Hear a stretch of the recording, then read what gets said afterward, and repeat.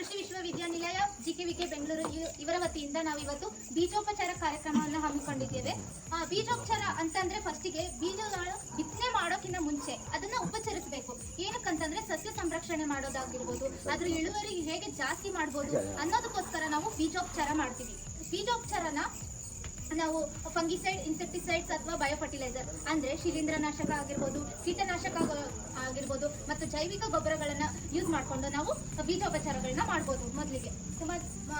ಮೊದಲಿಗೆ ಬಿತ್ತನೆ ಬೀಜನ ಅಂದ್ರೆ ಏನು ಅಂದ್ರೆ ಬಿತ್ತನೆ ಬೀಜನ ಯಾವ ತರ ನಾವು ಆಯ್ಕೆ ಮಾಡ್ಕೋಬೇಕು. ಮೊದಲಿಗೆ ಬಿತ್ತನೆ ಬೀಜ ಆಯ್ಕೆ ಮಾಡ್ಕೊಳೋದ್ರಿಂದ ನೀವು 30-40% ಅಷ್ಟು ಇಳುವರಿ ನೀವು ಜಾಸ್ತಿ ಮಾಡ್ಕೋಬಹುದು. ಯಾಕಂದ್ರೆ ನೀವು ಬಿತ್ತನೆ ಬೀಜನೇ ಸರಿಯಾಗಿ ಆಯ್ಕೆ ಮಾಡ್ಕೊಳ್ಳಿಲ್ಲ ಅಂದ್ರೆ ಅದಕ್ಕೆ ರೋಗ ಹರಡೋದು ಸರ್ವೇ ಸಾಮಾನ್ಯ. ಅದರಿಂದ ನೀವು ಸ್ಪ್ರೇ ಮಾಡ್ತೀರಾ ಇಲ್ಲ ಕೆಮಿಕಲ್ಸ್ ಯೂಸ್ ಮಾಡ್ತೀರಾ, ಹಂಗಾಗಿ ನಿಮ್ದು ಉತ್ಪಾದನಾ ವೆಚ್ಚ ಜಾಸ್ತಿ ಆಗುತ್ತೆ. ಅದನ್ನ ಕಮ್ಮಿ ಮಾಡೋಕ್ಕೋಸ್ಕರ ಮೊದಲಿಗೆ ನೀವು ಬೀಜೋಪಚಾರ ಮಾಡೋದ್ರಿಂದ ನೀವು ಇಳುವರಿ ಜಾಸ್ತಿ ಮಾಡ್ಕೋಬಹುದು, ರೋಗ ನಿರೋಧಕ ಶಕ್ತಿ ಜಾಸ್ತಿ ಮಾಡ್ಕೋಬಹುದು ಮತ್ತೆ ರೋಗಗಳನ್ನ ತಡೆಗಟ್ಟಬಹುದು.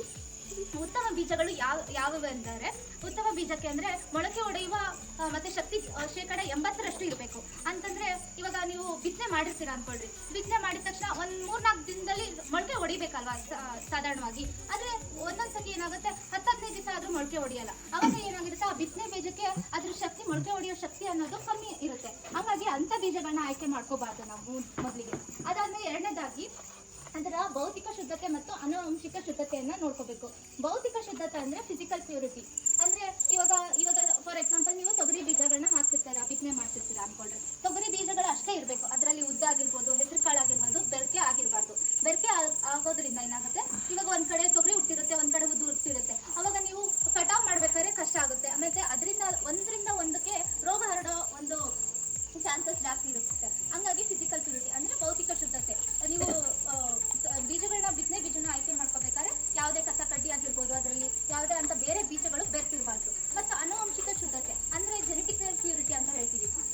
ಈ ಜೆನೆಟಿಕಲ್ ಪ್ಯೂರಿಟಿ ಅಂತಂದ್ರೆ ನೀವು ಇವಾಗ ಒಬ್ರು ಹೊಲದಲ್ಲಿ ತೊಗರಿ, ಫಾರ್ ಎಕ್ಸಾಂಪಲ್ ತೊಗರಿ ಬೆಳೆದಿರ್ತಾರೆ ಅನ್ಕೊಳ್ರಿ, ಅದರಲ್ಲಿ ಸೊರಗು ರೋಗನ ಇನ್ಯಾವುದೋ ಒಂದು ರೋಗ ಬಂದಿರುತ್ತೆ. ಅದು ನಿಮ್ಗೆ ಗೊತ್ತಿರುತ್ತೆ ಅಥವಾ ಗೊತ್ತಿರಲ್ಲ, ಇಲ್ಲ ಎಲ್ಲಿಂದನೂ ನೀವು ಬೀಜ ತರ್ತೀರಾ. ಅವಾಗ ತಂದಾಗ ಏನಾಗುತ್ತೆ, ಆ ರೋಗ ಇದ್ದಿರೋ ಅದೇ ಬೀಜ ತಗೊಂಬಂದು ನೀವು ಬೇರೆ ಹೊಲದಲ್ಲಿ ಹಾಕಿದಾಗ ಅದೇ ರೋಗ ಅದಕ್ಕೆ ಬರೋ ಸಾಧ್ಯತೆಗಳು ತುಂಬಾ ಇರುತ್ತೆ. ನೀವು ತರಬೇಕಾದ್ರೆ ಯೋಚನೆ ಮಾಡ್ಕೋಬೇಕು, ಇಲ್ಲ ಟೆಸ್ಟ್ ಮಾಡ್ಕೊಬೇಕು, ಇದಕ್ಕೆ ಯಾವ್ದನ್ನ ರೋಗ ಇದೆಯಾ ಅಥವಾ ಇಲ್ವಾ. ಬೀಜದಿಂದ ಹರಡುವಂತ ರೋಗಗಳು ತುಂಬಾ ಇದೆ.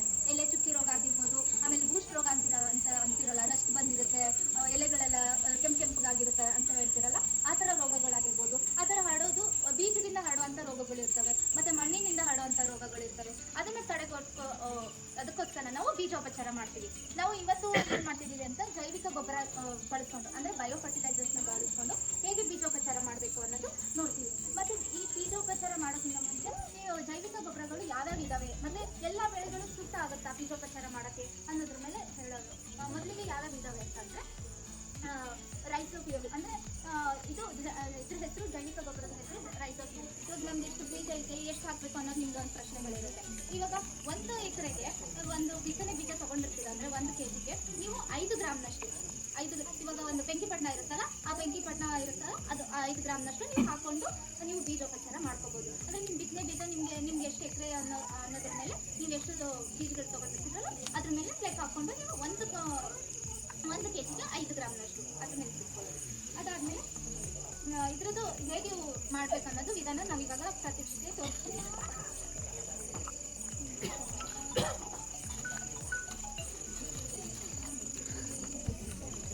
ಇದಕ್ಕೆ ಮೊದಲಿಗೆ ಬೇಕಾಗಿರುವ ಸಾಮಗ್ರಿಗಳು ಏನಂತಂದ್ರೆ, ಇದು ನಾನು ಹೇಳಿದ್ನಲ್ಲ ರೈಸೋಬಿಯಂ ಅನ್ನೋದು ಇದು.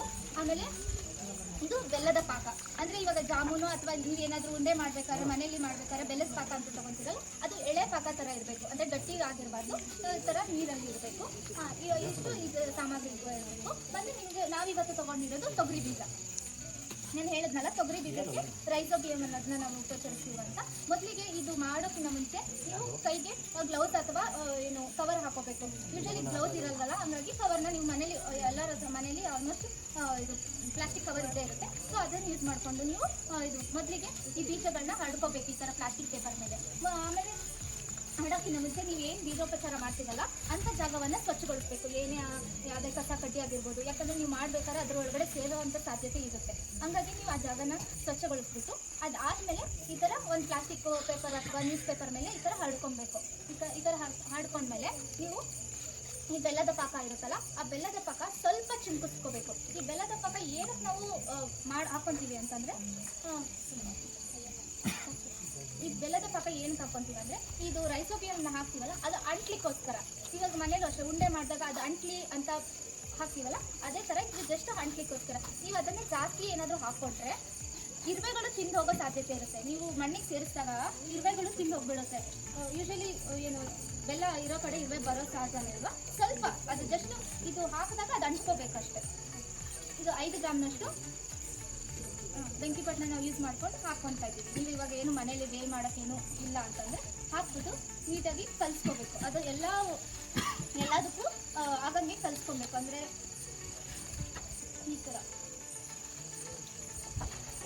ಈ ಥರ ಮಾಡಿ ಸುಮಾರು 1 ರಿಂದ 2 ಗಂಟೆಗಳ ಕಾಲ ನೆರಳಲ್ಲಿ ಒಣಗಿಸ್ಕೋಬೇಕು. ನೀವು ಅದೆಲ್ಲ ಹೊಂದ್ಕೋಬೇಕಲ್ವಾ. ಹಂಗಾಗಿ 1 ರಿಂದ 2 ಗಂಟೆ ಕಾಲ ಇವಾಗ ಬಿತ್ತನೆ ಮಾಡ್ತೀರಾ ಅಂದರೆ ಅದಕ್ಕೆ 1-2 ಅವರ್ ಮುಂಚೆ, 2 ಗಂಟೆ ಮುಂಚೆ ನೀವು ಮಾಡಿ ಈ ಥರ ಆಮೇಲೆ ಬಿತ್ತನೆ ಮಾಡೋದ್ರಿಂದ ಏನೇನು ಉಪಯೋಗಗಳು ಅಂತಂದರೆ ಏಕರೂಪ ಬೆಳೆಗಳನ್ನು ಕಾಣಬಹುದು. ಅಂದರೆ ಇವಾಗ ನೀವು ನೋಡ್ಬೋದು, ಒಂದು ಬೆಳೆ ಇಷ್ಟು ಹೈಟ್ ಇರುತ್ತೆ, ಒಂದು ಬೆಳೆ ಇಷ್ಟು ಹೈಟ್ ಇರುತ್ತೆ, ಅಂದರೆ ಹೈಟಲ್ಲಿ ವೇರಿ ಆಗಿರುತ್ತೆ. ಆ ಥರ ಆಗೋದು ಕಮ್ಮಿ ಆಗುತ್ತೆ. ಒಂದೇ ಥರ ಎಲ್ಲ ಒಂದೇ ಸಮ ಆಗಿರುತ್ತೆ. ಸೊ ಹಾಗಾಗಿ ನೀವು ಕಟಾವು ಮಾಡ್ಬೇಕಾದ್ರೆ ನೀವೇನಾದರೂ ಮಿಷಿನ್ ಯೂಸ್ ಮಾಡಿ ಕಟಾವು ಮಾಡ್ತೀರಾ ಅಂದರೆ ಅವಾಗೆಲ್ಲ ಒಂದೇ ಸತಿ ಕಟಾವು ಬಂದಿರುತ್ತೆ.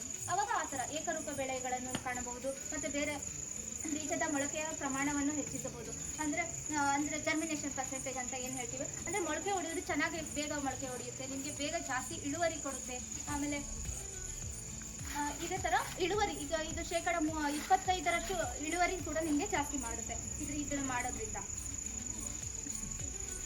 ಇದು ಬಿಟ್ಟು ನಿಮಗೆ ಏನಾದರೂ ಕ್ವಶನ್ಸ್ ಇದೆಯಾ? ನಾವು ಇದನ್ನ ನಿಮ್ಮ ಹತ್ರ ತಾಮತೀವಲ್ಲ ಬೀಜನ, ಇಲ್ಲಿ ಕೃಷಿ ಇಲಾಖೆಲಾಗ್ಬೋದು, ಕೇವಿಕೆಲಾಗ್ಬೋದು, ವಿಶ್ವವಿದ್ಯಾಲಯ ಈಗ 3 ಸಾವಿರ ಎಲ್ಲ ತಾಮತೀವಿ. ರಾಗಿ ತಾಮತೀವಲ್ಲ, ಇವಾಗ ಬೀಜೋಪಚಾರ ಅಂತ ಹೇಳೋದು ಅದಕ್ಕೆ ನಾವು ಮಾಡಬೇಕಾ? ಅವ್ರು ಕೊಟ್ಟಿರೋ ಪೌಡ್ರ್ ಕೊಟ್ಟಿರ್ತಾರಲ್ಲ ಅದನ್ನೇ ಬೆರೆಸಾಕ್ಬೇಕಾ?